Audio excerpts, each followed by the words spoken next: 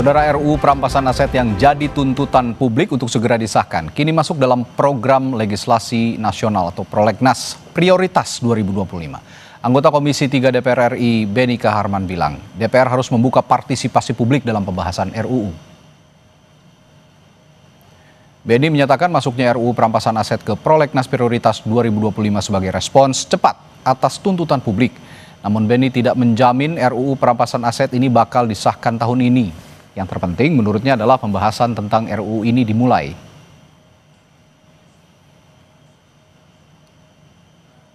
Ya, kan sudah diputuskan di Prolegnas, akan juga masuk Prolegnas prioritas, dan itu akan diserahkan kepada DPR untuk menyiapkan naskah rancangan. Tahun 2003 kan pemerintah sudah menyiapkan itu. Pokoknya DPR peduli, DPR merespon ya, dengan cepat apa yang menjadi tuntutan publik, tuntutan masyarakat. Transparansi pembahasan rancangan undang-undang, akuntabilitas, partisipasi, buka, siapa yang mau kasih pandangan, pendapat, silakan. Berarti keburu ya Pak, diketok akhir tahun ini? Bukan soal keburu ketoknya, pembahasan dulu. Sebelumnya Ketua Balik DPR RI Bob Hasan bilang tidak perlu lagi ada perdebatan soal usulan pembahasan karena RUU Perampasan Aset sudah resmi jadi inisiatif DPR.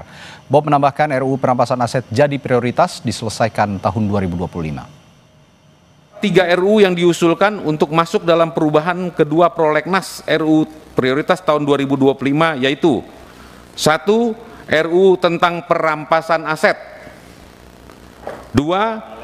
RUU tentang Kamar Dagang Industri, 3. RUU tentang kawasan industri ya 2025, dan ini tetap sebagai inisiatif DPR ya. Jadi perampasan aset tidak ada lagi perdebatan di pemerintah atau apa, tapi di DPR.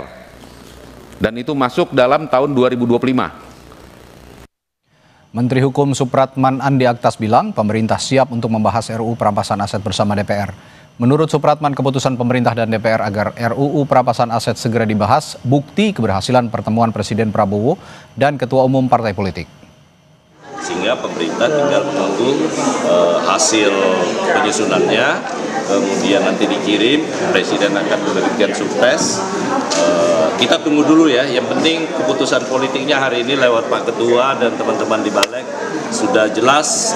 Tahun ini Undang-Undang Perampasan Aset sudah masuk di tahun 2020. Kan Presiden sudah bertemu dengan ketua-ketua umum partai politik, dan yang kedua juga hari ini menandakan ada keputusan yang diambil. Itu artinya pembicaraan ini sudah dilakukan secara baik ya, dan kita tunggu proses politiknya itu ada di DPR. Rancangan Undang-Undang Perampasan Aset digadang-gadang jadi senjata ampuh untuk menutup celah korupsi yang merugikan negara. Lalu akankah perampasan aset akan membuat jera koruptor dan bagaimana mekanisme penyitaan harta yang tidak dapat dibuktikan pasal usulnya? Kita akan bahas hal ini bersama Ahmad Doli Kurnia, Wakil Ketua Badan Legislasi DPR RI, dan Zainur Rohman, peneliti Pusat Kajian Anti Korupsi UGM. Selamat malam Bapak-Bapak. Selamat malam. Assalamualaikum warahmatullahi wabarakatuh. Waalaikumsalam warahmatullahi wabarakatuh. Saya ke Bung Doli langsung. Bung Doli, ini kan sudah jadi RUU prioritas dan inisiatif DPR bahkan. Nah, tapi kenapa narasinya seolah-olah ini tidak menjadi sesuatu yang urgent? Padahal RUU Perampasan Aset ini kalau boleh dibilang ini adalah salah satu tuntutan publik yang kemarin bergejolak di tanah air.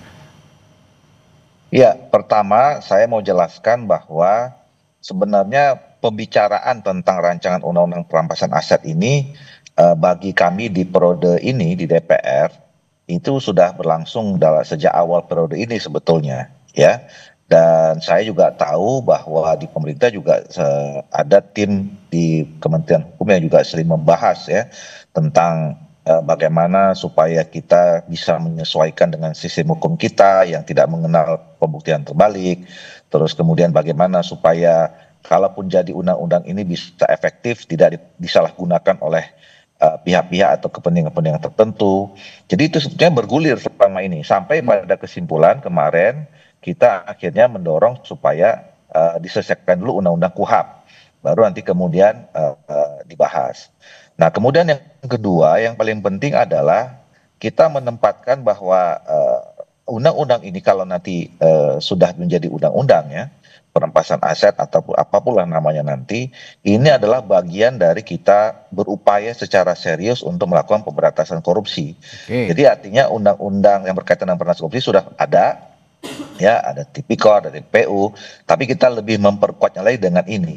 Nah, sehingga memang harusnya ini menambah kekuatan atau nilai positif ya, bukan menjadi hal-hal yang kontraproduktif atau malah yang negatif terhadap pemberantasan korupsi itu sendiri. Nah, yang ketiga, kita kemarin menetapkan pada tanggal 9 September itu setelah melakukan ya tadi ya kajian situasi. Pertama kita cek teman-teman di Komisi 3 pembahasan undang KOHOP itu sudah hampir selesai, mungkin sekitar mungkin bisa diselesaikan di akhir masa sidang ini. Oke. Ya, dan kemudian momentumnya ketemu dengan apa yang disampaikan adik-adik mahasiswa atau masyarakat kemarin dalam tuntutan 17+8 itu. Ya. Nah, itu yang saya kira kemarin pada akhirnya kita putuskan ya, sehingga sekarang masuk di dalam prolegnas prioritas tahun 2025. Oke, saya tertarik dengan pernyataan Anda, jangan sampai RUU ini menjadi sesuatu hal yang kontraproduktif. Di mana celah kontraproduktifnya? Bukankah RUU perampasan aset ini misinya adalah, dalam tanda kutip, memiskinkan koruptor, yang selama ini koruptor hanya dihukum tapi tidak dimiskinkan, sehingga masih tidak ada efek jera dalam kasus-kasus korupsi?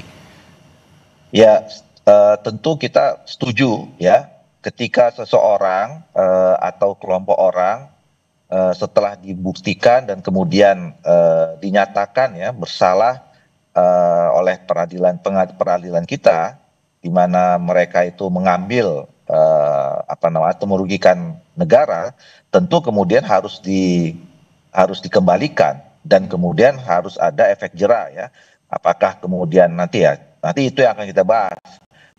Apakah itu dimiskinkan dan proses pemiskinannya seperti apa gitu ya.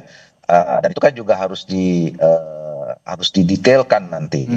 Nah, kemudian yang kedua tadi yang saya sebut misalnya bisa jadi kontraproduktif itu adalah apabila undang-undang ini kalau tidak diatur secara detail dan kemudian kita tidak memperkuat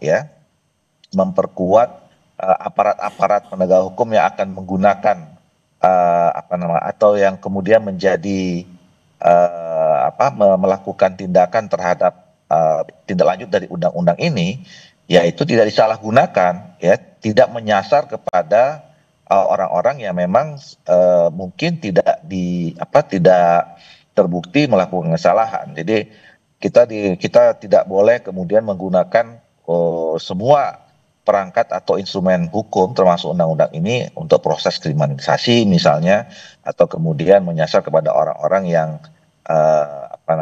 memang tidak melakukan tindak pidana ya, kemudian terkena dan seterusnya lah. Jadi memang ini harusnya tepat sasaran, kemudian kerugian negara yang diambil harus dikembalikan ke negara. Itu saya kira nanti yang akan lebih di depan untuk menjadi substansi dalam pembahasan undang-undang ini. Ya, saya tertarik juga pernyataan Anda tadi soal jangan sampai RUU ini nanti ataupun undang-undang ini apapun namanya nanti disalahgunakan untuk kepentingan tertentu.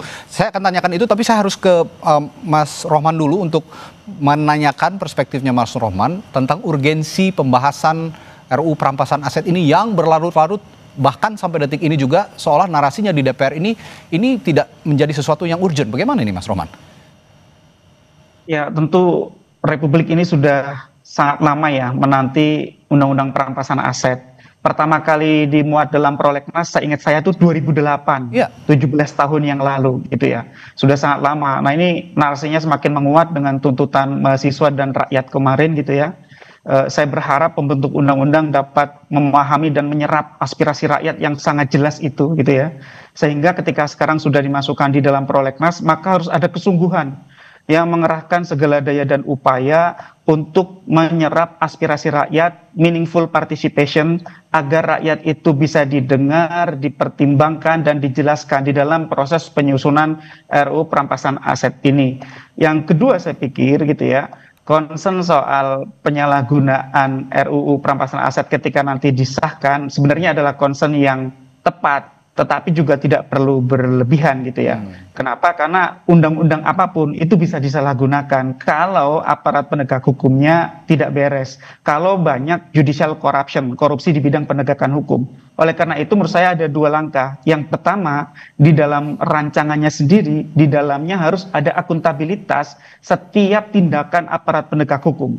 Harus meminta persetujuan kepada hakim atau pengadilan sehingga tidak kemudian semaunya sendiri mudah menyalahgunakan kewenangan. Yang kedua adalah kewenangan yang diatur di dalam RUU perampasan aset ini harus disebar di berbagai lembaga. Jangan ada lembaga yang memegang kewenangan dari hulu sampai hilir. Power tends to corrupt. Kalau kewenangannya absolut, itu korupsinya akan absolut. Dan itu bisa diatur sedemikian rupa, sudah ada banyak contoh-contohnya di negara yang lain gitu ya. Jadi menurut saya tinggal ini bagaimana DPR berkomitmen untuk serius membahas RUU perampasan aset ini, membuka ruang partisipasi seluas-luasnya. Publik juga tidak menuntut harus 3 bulan sah, tidak saya pikir. Yang penting kesungguhan untuk memulai membahas ini dan secara partisipatif membuka perdebatan publik yang berkualitas agar RUU perampasan aset ini yang pertama harus tajam, punya gigi, tapi yang kedua juga akuntabel. Kenapa saya katakan harus tajam, punya gigi? Karena pada prinsipnya non-conviction based asset forfeiture itu hanya sebagai komplement, sebagai pelengkap ketika sistem peradilan pidana itu memiliki keterbatasan-keterbatasan. Sehingga di negara-negara yang sudah maju, NCB itu adalah sebagai pelengkap. Nah, kalau di konteks Indonesia, kebetulan proses pidananya juga masih banyak masalah, sehingga menurut saya ada satu konsep yang sangat penting diadopsi di dalam RUU perampasan aset, yaitu illicit enrichment, pengayaan yang tidak wajar itu, Mas Radi. Agar apa? Agar ini melengkapi unexplained wealth yang sekarang dianut di dalam draft rancangan itu. Sehingga menurut saya sih dari sisi konsep semuanya sudah tersedia. Perdebatan ahli juga sudah berlangsung belasan tahun. Yang paling penting adalah DPR harus membuka diri kepada publik untuk memberikan aspirasinya agar RUU perampasan aset ini bisa segera dibahas, punya gigi yang tajam, tetapi sekaligus juga akuntabel sehingga tidak mudah disalahgunakan oleh APH kita. Itu Mas Roman, saya juga tertarik dengan pernyataannya Menteri Hukum Supratman Andi Aktas tadi yang mengatakan bahwa ini dilanjutkannya RUU perampasan aset ini dan menjadi RUU prioritas DPR karena berhasilnya Presiden Prabowo bicara dengan partai-partai politik. Ini saya tertarik dengan pernyataan ini. Apakah ini pertanda bahwa partai politik juga ya dalam tanda kutip ya punya kekhawatiran dengan disahkannya RUU perampasan aset ini? Memang banyak sekali yang memandang seperti itu ya, Mas Radi ya. Kenapa 17 tahun tidak banyak perkembangan gitu ya? Karena ya elit-elit tidak punya kehendak yang kuat gitu ya. Kalau punya kehendak yang kuat, rancangan undang-undang 13 hari ada yang jadi kok gitu ya. Jadi sebenarnya ini soal bagaimana kemudian konsolidasi ya politik yang ada di tingkat elit itu tuntas. Ketika sudah ada kata yang jelas dari eksekutif, dari presiden, kan tinggal bagaimana 82% suara di parlemen itu bisa diajak untuk punya komitmen yang sama gitu ya. Sehingga menurut saya seharusnya dengan kondisi yang sekarang juga publik tuntutannya sangat kuat ya.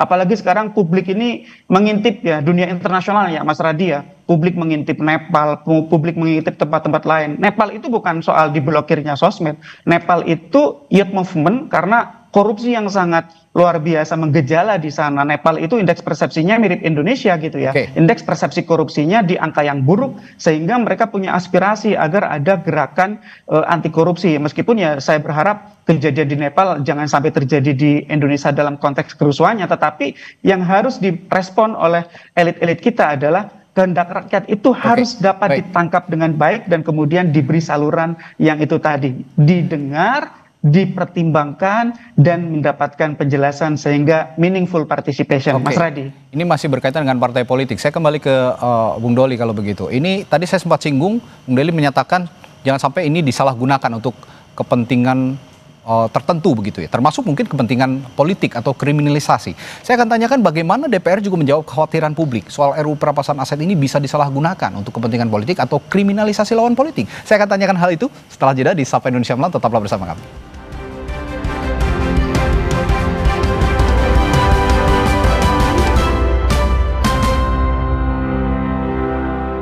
14 tahun bukanlah waktu yang singkat sebagai pilar keempat demokrasi, mencerahkan akal nurani menjadi misi bagi kami dalam merajut harmoni. Jadilah bagian dari Indonesia Harmoni di 14 tahun Kompas TV.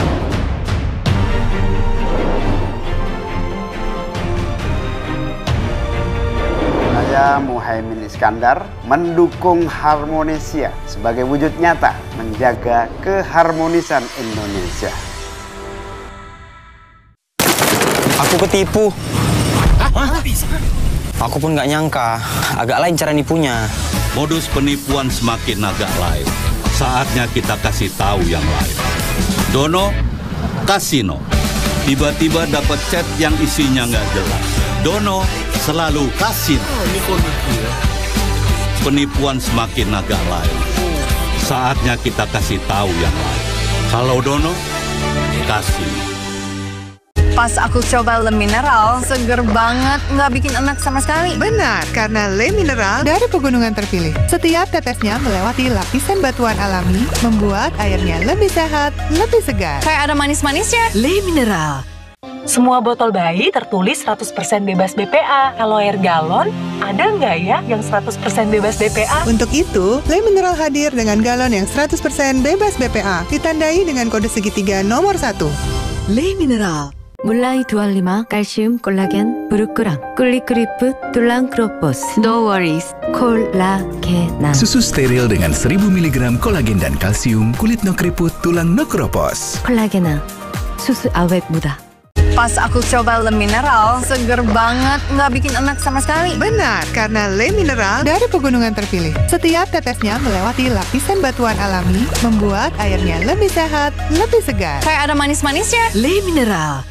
Semua botol bayi tertulis 100% bebas BPA. Kalau air galon, ada nggak ya yang 100% bebas BPA? Untuk itu, Le Mineral hadir dengan galon yang 100% bebas BPA, ditandai dengan kode segitiga nomor 1.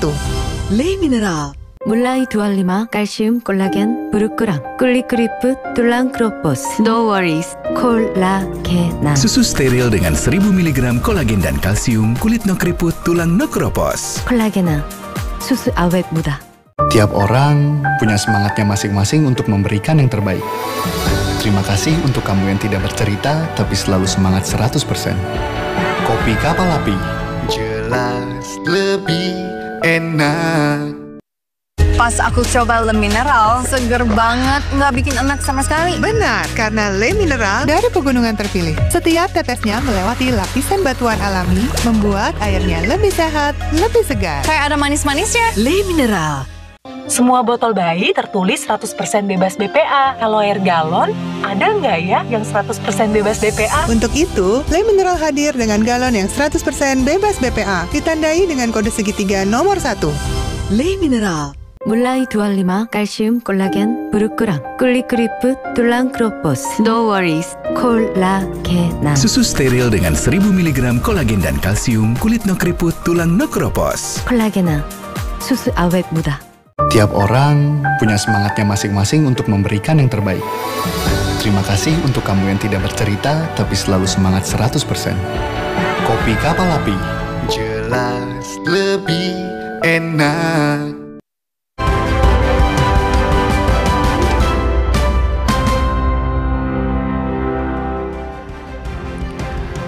Masih membahas proses pembahasan RUU perampasan aset yang kini menjadi prolegnas dan RUU inisiatif DPR. Saya tadi bertanya ke Bung Doli, bagaimana DPR, Bung Doli, menjawab kekhawatiran publik soal RUU perampasan aset yang konon bisa saja disalahgunakan untuk kepentingan politik atau kriminalisasi lawan politik seperti yang Anda singgung tadi soal penyalahgunaan.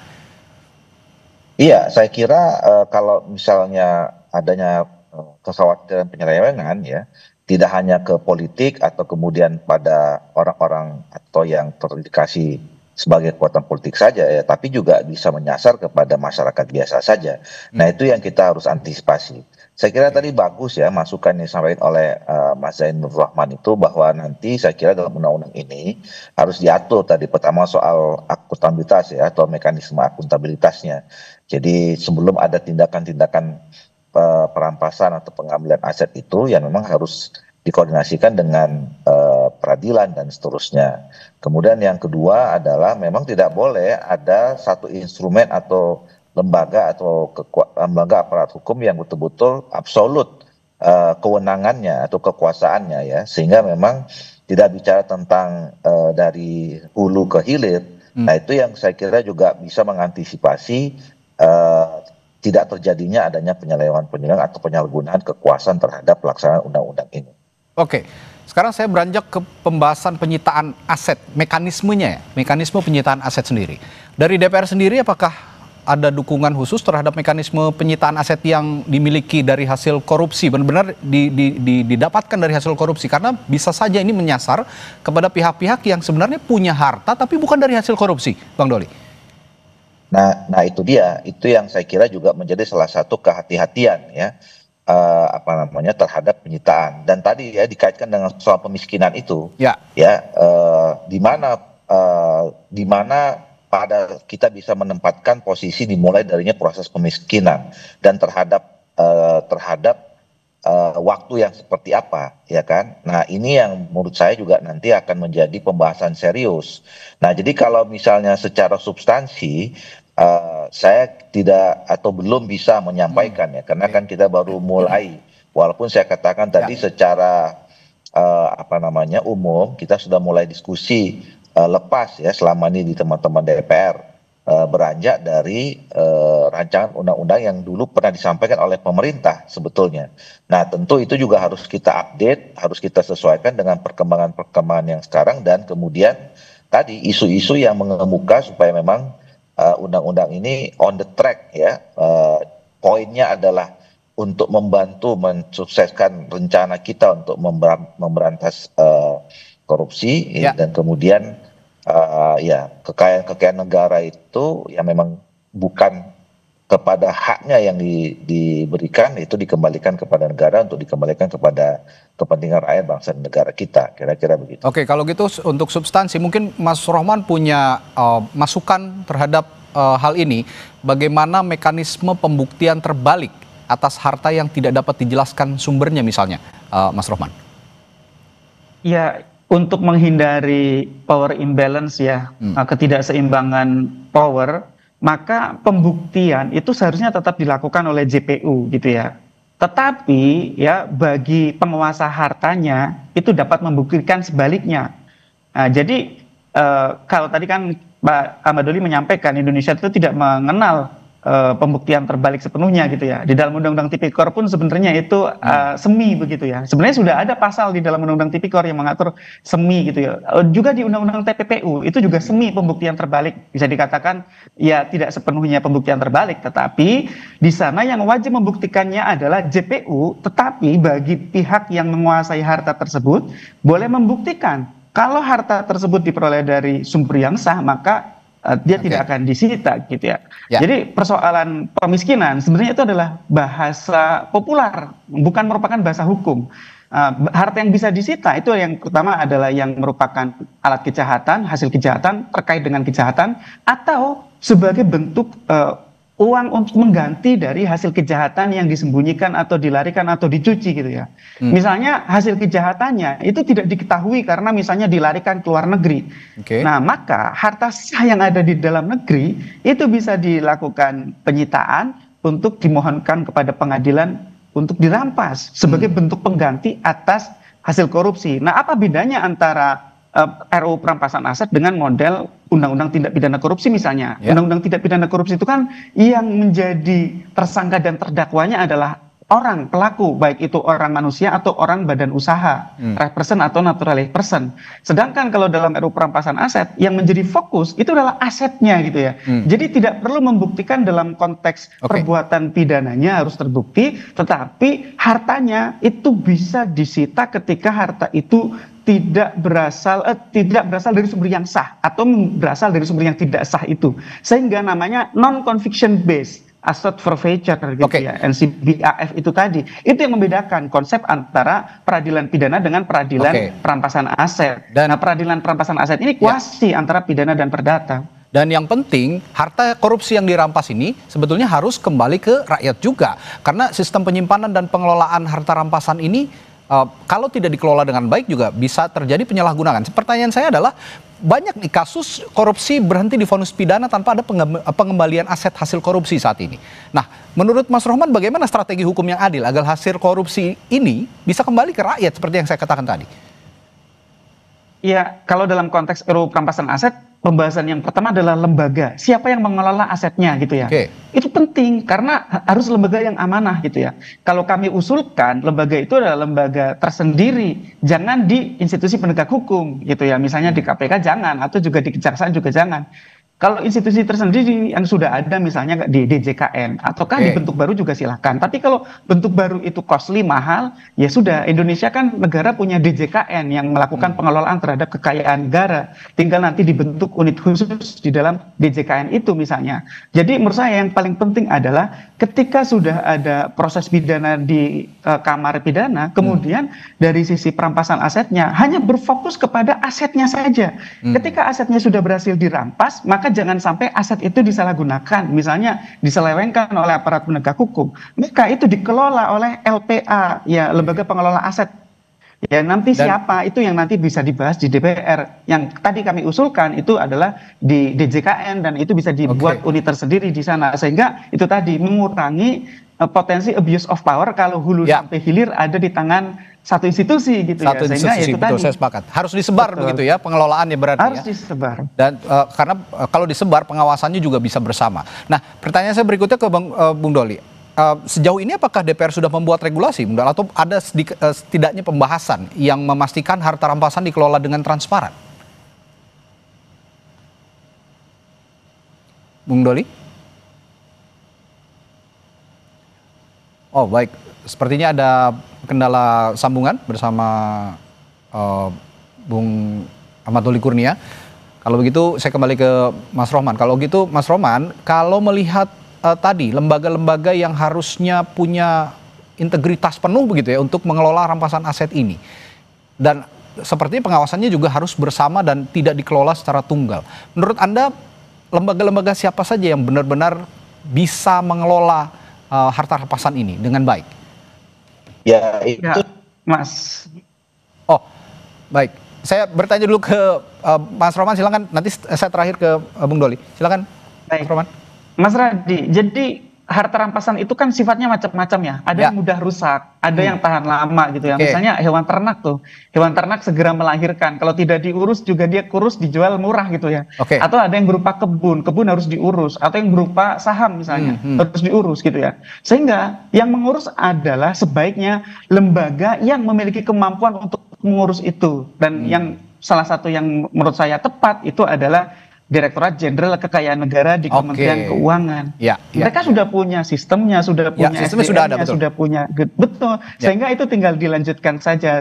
Kalau di aparat penegak hukum, misalnya di KPK atau di Kejaksaan, ya mereka kan spesialisasinya di bidang penegakan hukum. Kalau suruh mengurus harta rampasan seperti hewan ternak, kebun, saham, dan lain-lain, bisa rugi malah nanti. Ya, singkat saya terakhir ke Bung Doli, kalau begitu DPR sudah punya mekanisme atau penyitaan aset yang diduga dari hasil korupsi ini, bagaimana mengelolanya? Oh, sepertinya sudah terputus sambungannya dengan Bung Ahmad Doli Kurnia. Baik, kalau begitu saya tutup saja dialognya malam hari ini karena RUU perampasan aset ini menjadi bagian penting dari tuntutan publik kemarin pada saat ada gejolak, sehingga sepertinya DPR juga harus benar-benar serius, meskipun ya tidak 3 bulan jadi seperti Mas Rohman tadi singgung, tapi setidaknya ada keseriusan untuk membahas ini. Dan tadi kita akan tagih janjinya bahwa di periode ini DPR akan bisa mengesahkan RUU perampasan aset.